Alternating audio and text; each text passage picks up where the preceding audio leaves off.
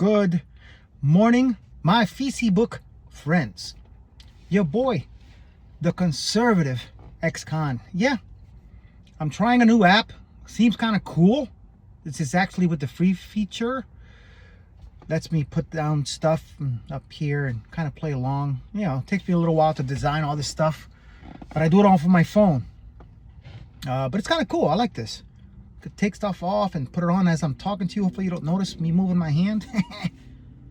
Anyway, good morning, guys. What's today? Thursday? Holy crap, it's almost the end of the week.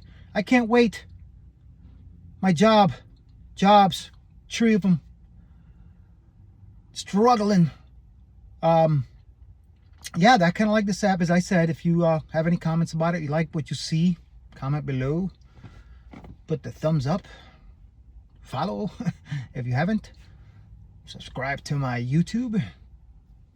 On TikTok, it's Conserve the Ex-Con. And on Facebook, it's The Conservative Ex-Con. So if you're not on there yet, go on there, follow this guy. I'm going to be doing this probably every morning because it's the only time I really have to myself without waking anybody up and get, choked to death. And it's my studio, my car. An old car who I am blessed to still be driving because it keeps breaking down on me. But that's life. Hopefully you guys have watched my video. I just posted a video yesterday that apparently it's doing pretty good. It's got over 3,000 hits already in a day. It ain't bad. It ain't viral. In my world it is because nobody sees this guy. But, let's see.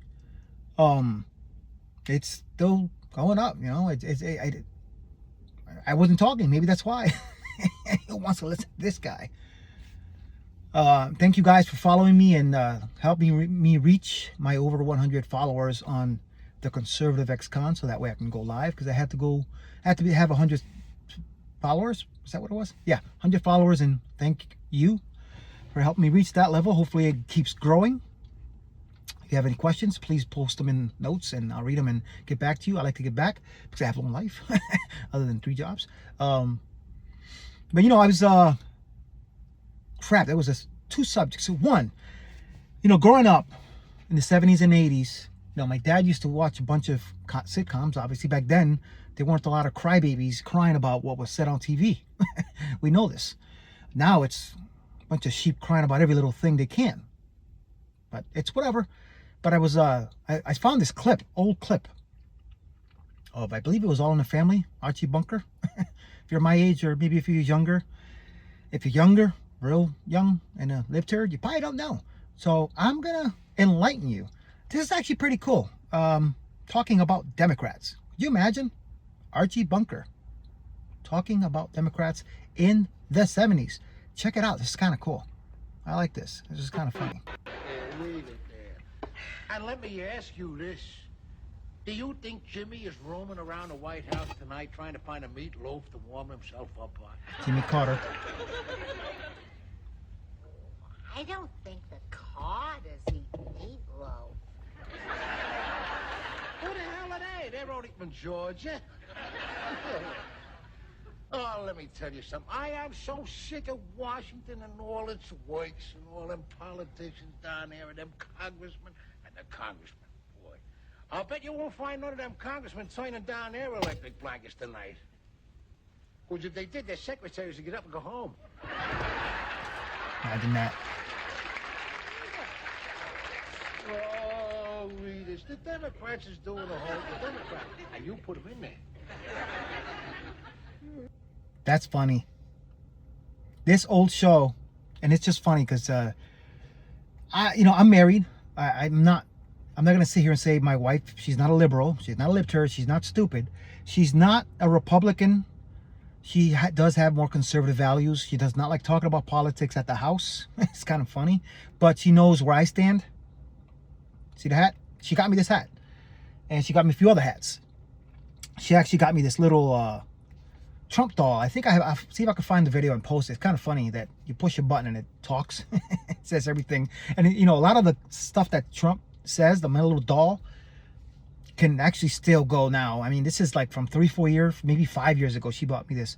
I posted one of my quicks, my shorts on YouTube with pushing the button and have them say 4 things. And it was kind of funny.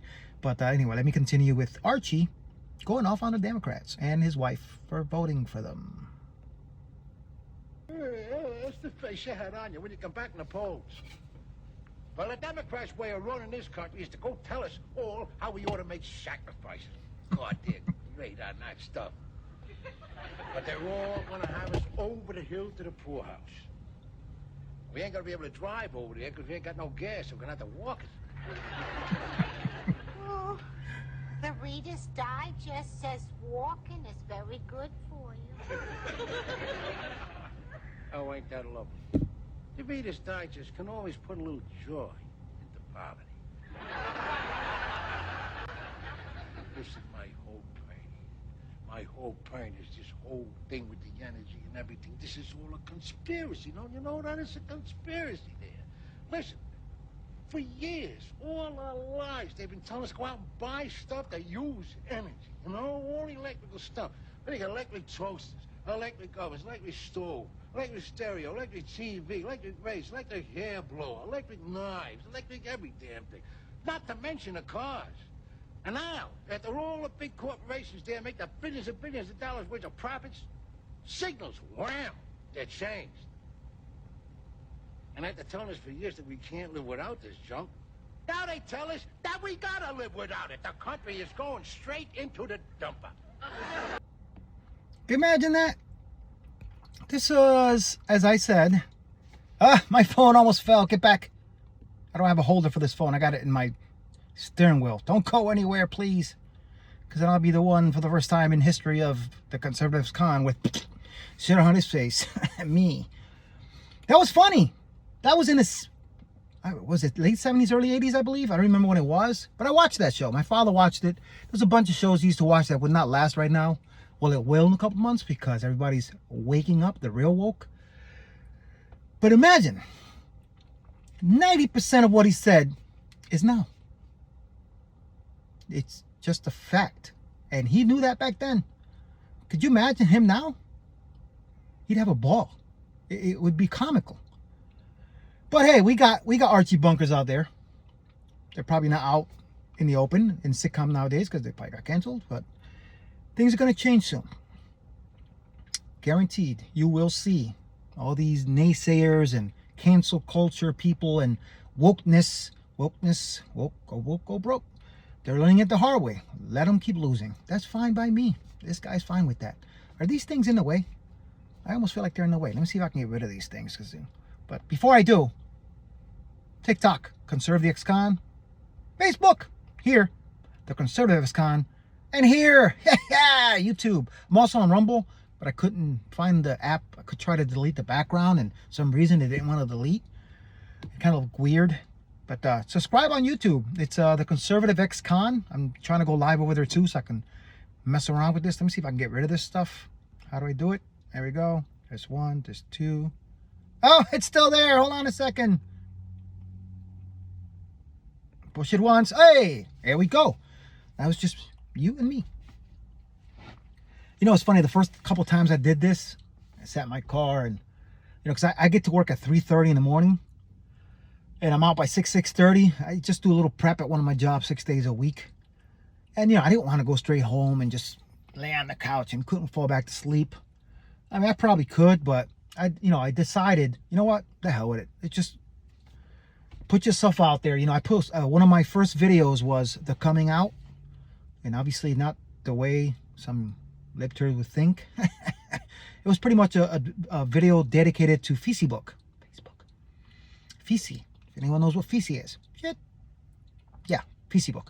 It was me coming out to Facebook and, you know, coming out as a conservative because, you know, before, obviously, not that I was hiding that I was conservative because I walked everywhere with my hats, my shirts, my cups.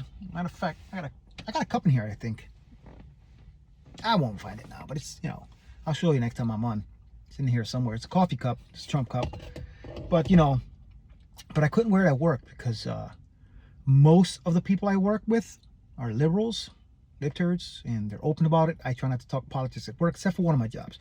One of my jobs, the owner actually, one of my friends actually, Amadeo, he is kind of one that put a little thing in my brain and said, bro, you're smarter than that. 'Cause, you know, I mentioned before I had TDS.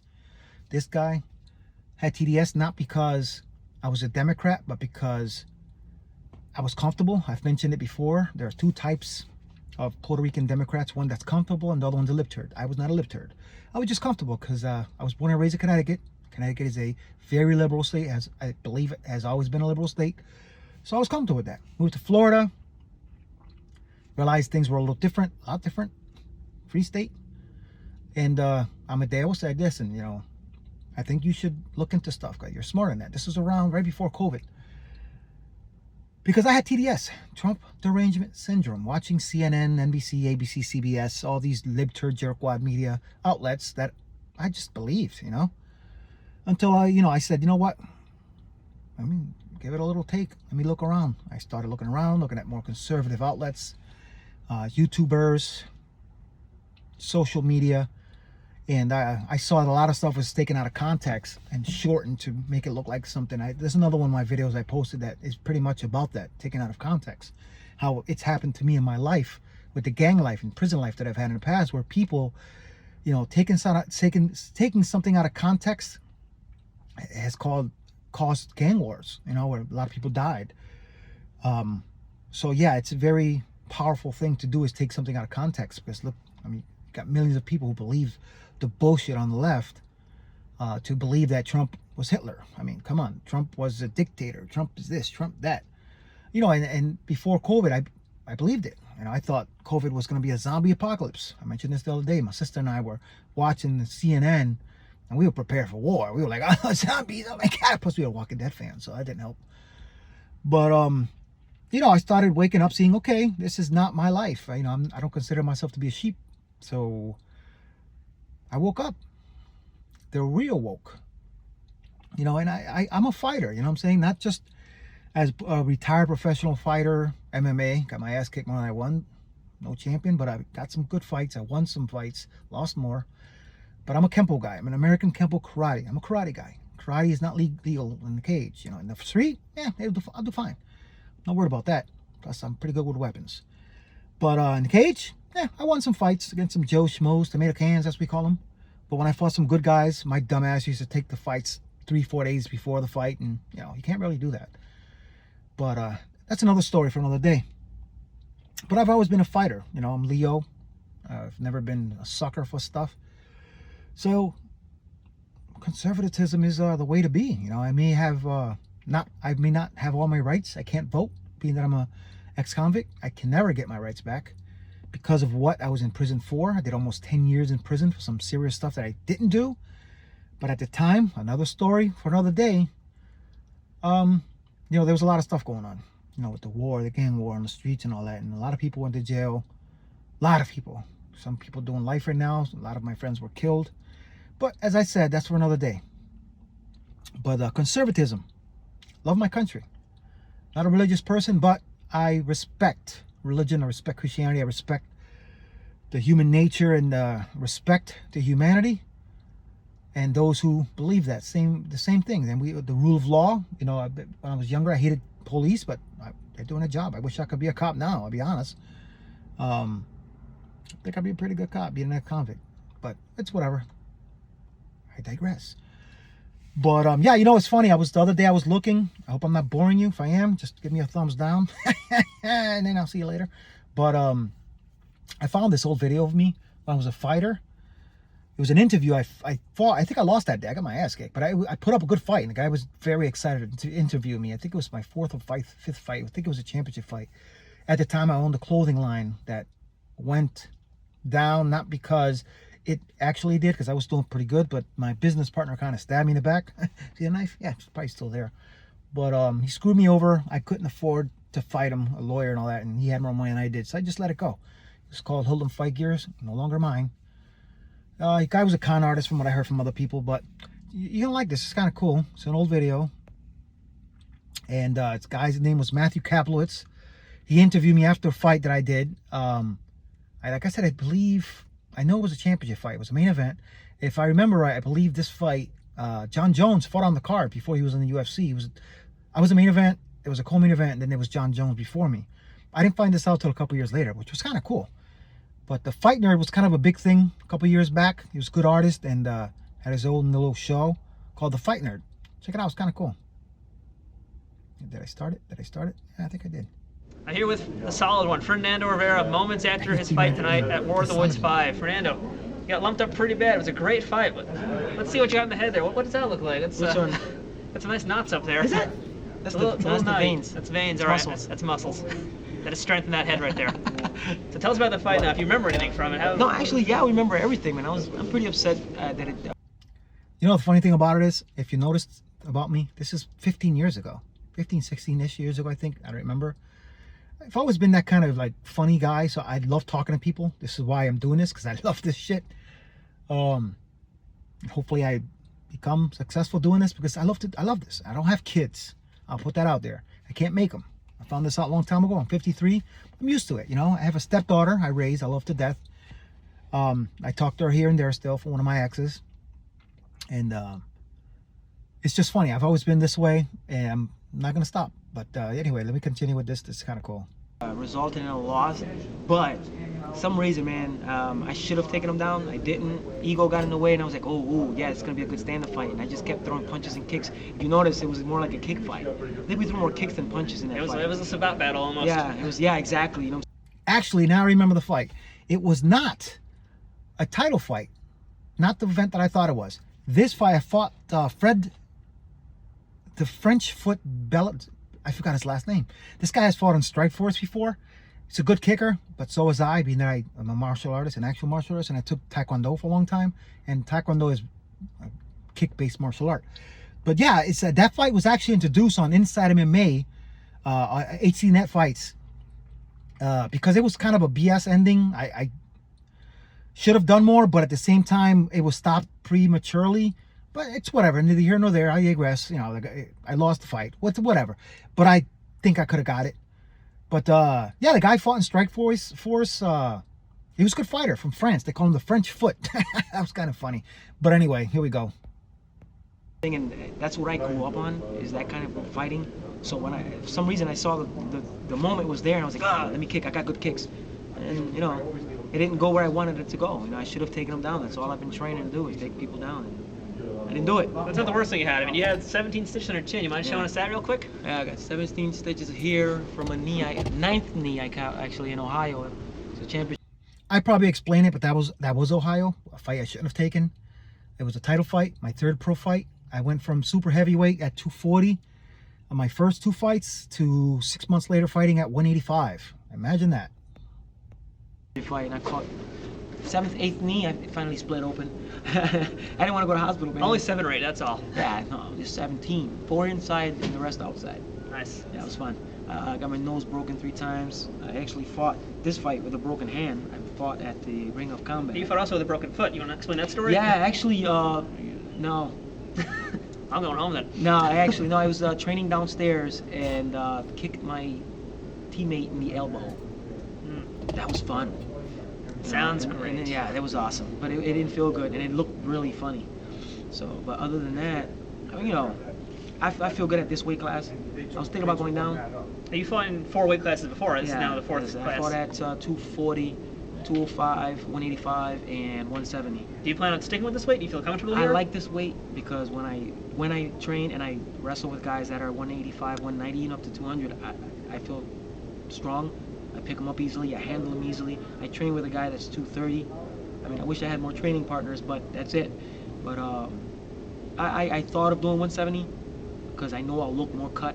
But I'm big bone. I know at 170 I look like I'm on drugs or something. So I tried it once. I didn't like it. All right, let's talk a little about your record now. Your record in professional fighting is 3-8-0. It looks like a lot of losses, but fights are pretty exciing. You want to explain to the audience now? Yeah, I mean, if you look at my record, people say, damn, 3-0, you must not be that good. But 2 or 3 of the fights I took on 4 days notice.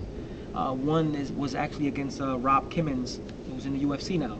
And his was it was in Missouri for a Titan Fighting Championship. And they called me on a Wednesday. Hey, you want to fight Rob Kimmins? And I was like, sure. How much? $3,000 will fly you and your wife down. I'm like, okay, sure. So anyway, Rob Kimmins, that's right. Took the fight 3 days notice. I went down there. Now, I wasn't married at the time, but I was with someone. That was my stepdaughter's mother. And she went with me everywhere. Well, she got licensed. by the commissions to be in my corner. She was not a corner person. But, you know, at the time of several of my fights, I wasn't really training. I was a martial artist. I trained Kempo. You know, I didn't train how to fight. I knew how to wrestle. I was a wrestler in middle school, and I knew how to, you know, street fighting. So I still had that street fighting mentality. But I didn't have trainers. I was training on my own. So it could be the reason I probably got my ass kicked. But I put up good fights. I was a warrior, you know what I'm saying? But anyway, let me continue this. It's kind of funny. And then I find out who he was. I'm like, Rob Kimmons. I looked him up. I was like, shit, excuse me, the swearing. We'll bleep that out. Maybe. Good. The guy's 23-2 and 17-2 amateur. So, you know, I found that out when I got down there, getting ready to fight the guy. I'm like, the hell with it. I'm just going to fight. You know, I don't care. I'll fight anybody. That's people know me. I'll fight. I don't care. And I went in there. I did okay. I threw a couple of kicks. Same crap. I did all right. I got on the ground, and he broke my rib. He hit me with an upper elbow, broke my rib, and I was done. So what's more important to you then? Is it have an exciting fight or to win? If anyone has ever had a cracked rib, you can't poop without being in pain. Everything you do is painful. I hated that. And I don't know if I talk about it next, but when he elbowed me, in MMA, 12-6 is an illegal elbow. That's not what happened. We were on the ground. He had me on side mount, and he did a 12-6, but not exactly 12-6. It was more of a east to west. So it wasn't 12-6, but it was the same movement, but horizontal, right deep, the sharp part of the elbow, right into my rib cage, and that did not feel good. I couldn't breathe. I don't even know what happened. I know the fight was called for TKO, but it's because I couldn't breathe. So I didn't know what happened. But anyway. Both. I liked it to be both.